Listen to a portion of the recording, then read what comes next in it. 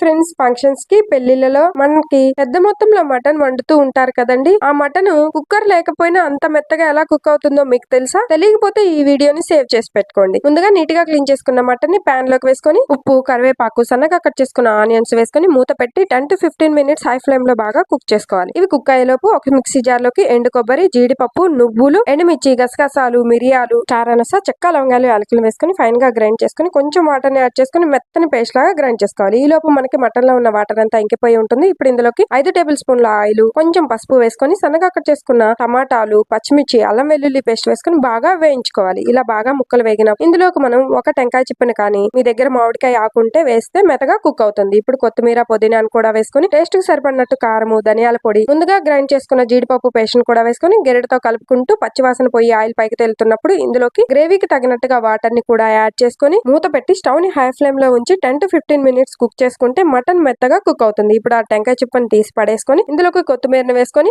Stove off చేసుకొని వేడివేడి అన్నంలోకి, రాగి ముద్దలోకి సర్వ్ చేసుకుంటే సూపర్ గా ఉంటుంది. ముక్క చూడండి కుక్కర్ లో వేసినంత మెత్తగా వస్తుంది. మీరు ఎప్పుడైనా ఇలా చూసి ఉంటే కామెంట్ చేయండి. Please like, share, subscribe. Video link కింద ఇచ్చాను చూడండి.